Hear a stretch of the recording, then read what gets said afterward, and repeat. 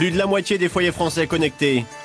2/3 des internautes estiment trouver sur la toile ce que la presse traditionnelle ne publie pas. Car dans les tuyaux du web, tout se mélange. Des faits avérés et les rumeurs les plus improbables. Au hasard, Carla Bruni et Nicolas Sarkozy qui chantent en duo à l'Elysée. La preuve en images de visiteurs d'un autre monde. Les photos du père de l'enfant de Rachida Dati ou les effets toxiques des fours à micro-ondes prouvés par un rapport secret. Et si vous ne trouvez ces pseudo-informations que sur le web, ce n'est pas parce qu'elles sont fausses, mais parce que les médias vous mentent. Voilà le discours légèrement paranoïaque de ceux qui propagent ces rumeurs au nom de la liberté d'expression. Ça va ? Une liberté que ces jeunes militants prétendent défendre. Eux ne croient pas à la version officielle des attentats du 11 septembre.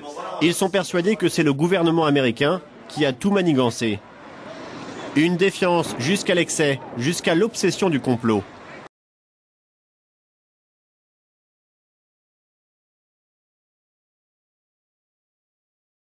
Ce jour-là, ils acceptent de nous recevoir, mais en filmant l'entretien. Ils se méfient des journalistes, de leurs questions et de leur montage. Ce qu'ils n'aiment pas, c'est qu'on les traite de révisionnistes. Pourtant, sur leur site, on trouve des déclarations sans ambiguïté. On est absolument sûr et certain maintenant que les deux avions, celui qui s'est écrasé soi-disant dans la forêt et Pentagone, n'existent pas. Il n'y a jamais eu d'avion. Ces deux avions volent encore. C'est un mensonge absolument énorme, quoi. C'est un missile américain qui frappe le Pentagone, tout simplement. Donc, ils ont provoqué eux-mêmes. Ils ont tué des Américains. Pas de condamnation de l'humoriste.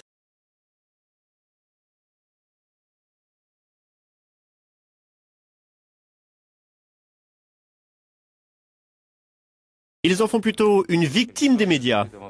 Quand Jean-Marie Bigard simplement fait part de ses doutes sur la version officielle, il est cramé, vraiment cramé. C'est-à-dire qu'il y a eu des centaines de papiers, il y a eu 470 coupures de presse en disant voilà, c'est un révisionniste, il nie le 11 septembre. Il est obligé de s'excuser publiquement à Canal après, et là il arrête sa pièce, qui était prévue pour aller jusqu'en janvier, juste parce qu'il a donné son avis sur le 11 septembre et parce que les médias se sont acharnés sur lui. Et quand ils invitent les passants à leurs conférences, c'est un site internet d'information. Ils se font parfois brocarder. Et Hitler est toujours vivant en Amérique du Sud. Mais ils attirent quand même plus de 300 curieux dans un cinéma parisien.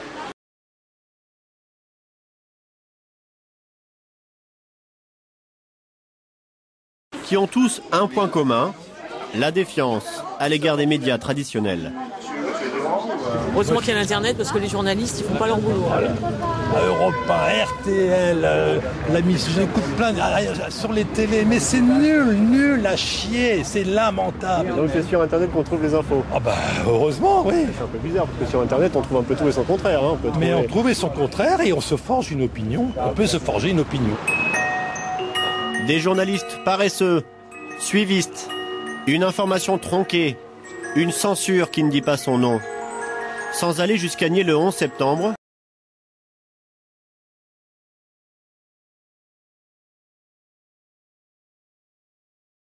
beaucoup de citoyens aujourd'hui ne se fient plus qu'à la toile pour s'informer.